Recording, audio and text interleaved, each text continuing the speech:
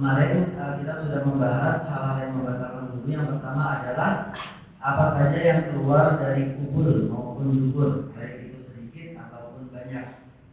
Kemudian yang kedua ada tidur. Nah, di dalam tidur ini ada penjelasan yang lebih panjang, yakni terdapat dalam mazhab Imam Maliki dan juga Imam Syafi'i yang menjelaskan lebih rinci. Apabila di dalam mazhab Imam Maliki, tidur itu dibagi menjadi 4. Yang pertama ada tidur pendek yang ringan, dan yang kedua ada tidur panjang yang ringan. Ketiga ada tidur pendek yang berat, dan juga yang terakhir ada tidur panjang yang berat. Apa penjelasan dari tidur ini? Yang pertama, tidur pendek yang ringan adalah ketika kita hanya memejamkan mata kemudian beristirahat, namun kesadaran kita masih ada. Itu disebut tidur pendek yang ringan. Begitu juga dengan tidur panjang yang ringan. Kita terlentang mungkin dalam posisi tidur, lalu kita memejamkan mata, namun kesadaran kita masih ada. Tidak sepenuhnya hilang kesadaran, dan ini disebut dengan tidur panjang yang ringan. Meskipun selama apapun, kalau kita masih menjaga kesadaran, itu bisa disebut tidur panjang yang ringan di dalam mazhab Imam Maliki. Dan kedua jenis tidur ini di dalam mazhab Imam Maliki tidak membatalkan wudu. Namun apabila tidur pendek yang berat, contohnya adalah ketika seseorang sedang bekerja, kemudian terasa lelah sekali, terasa capek, lalu orang tersebut tidur, meskipun itu hanya memejamkan mata, namun kesadarannya sudah hilang. Ini disebut dengan tidur pendek yang ringan.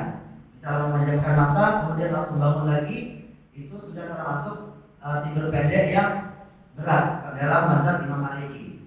Dan tidur panjang yang berat adalah seperti tidur kita di malam hari. Jika nyenyak sampai pulas, itu disebut tidur panjang yang berat. Nah, di dalam mazhab Imam Maliki, kedua tidur berat, baik itu panjang ataupun pendek, itu pasti membatalkan wudu. Karena dalam Imam Maliki, tidur itu dimasukkan, tidur merupakan salah satu penyebab batalnya wudu, bukan hal yang lain. Jadi tidur, apabila orang tidur hilang kesadaran, itu termasuk membatalkan wudu.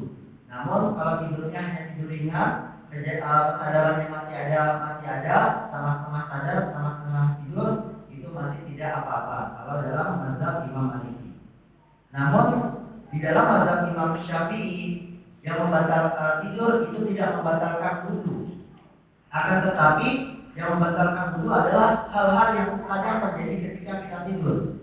Bisa jadi kita buang angin ketika tidur. Kalau misalnya anak kecil itu biasanya ngompol ketika tidur, ataupun kita menyentuh kemaluan, ataupun kita menyentuh hal-hal yang najis ketika tidur, kita tidak tahu. Nah, jadi di dalam mazhab Imam Syafi'i, tidur itu bukan salah satu penyebab membatalkan wudu. Namun ketika kita tidur terlentang dalam mazhab Imam Syafi'i, baik itu tidur ringan ataupun tidur berat, misalnya kita sampai tidak sadar, itu akan membatalkan wudu. Karena Imam Syafi'i sangat berhati-hati.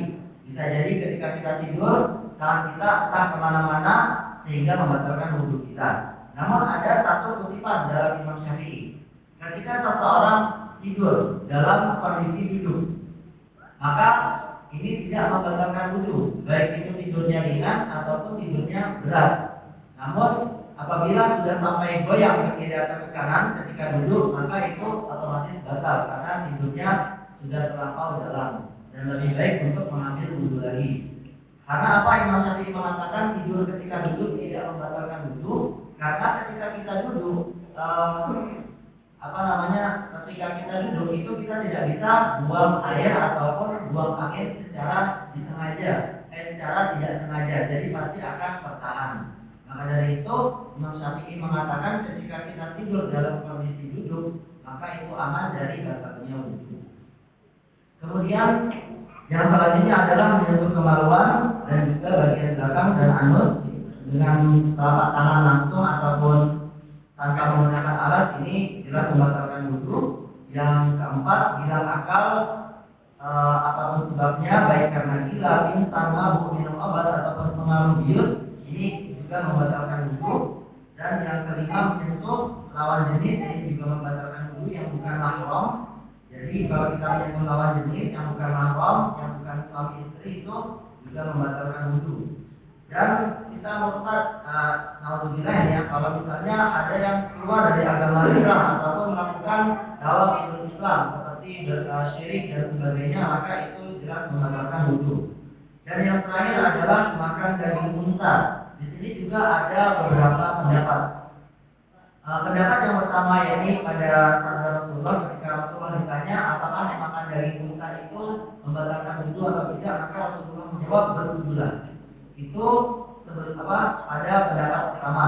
Namun pada pendapat kedua ada hadis yang mengatakan bahwa ucapan yang pertama sudah dihapuskan, tidak berlaku lagi. Jadi ketika kita makan daging unta itu jumhur ulama mengatakan tidak batal. Sedangkan dari Imam Hambali sendiri itu tetap memegang yang pertama. Jadi makan daging unta bagi mazhab Hambali itu tetap membatalkan wudu.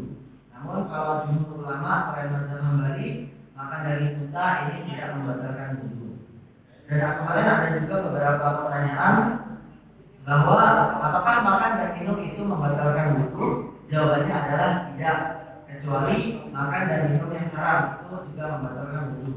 Namun ketika kita makan dan minum dan kita tidak sholat, ada baiknya kita umur terlebih dahulu agar mulut kita bersih dari makanan, karena ditakutkan ketika kita sholat setelah makanan tersebut bisa jadi sholat kita tidak sah atau paling minimal itu tidak sempurna kalau kita tidak sedang.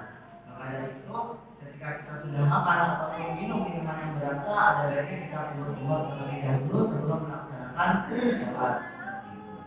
Mungkin itu yang saya sampaikan. Syukran wa jazakumullahu khairan. Wassalamualaikum warahmatullahi wabarakatuh.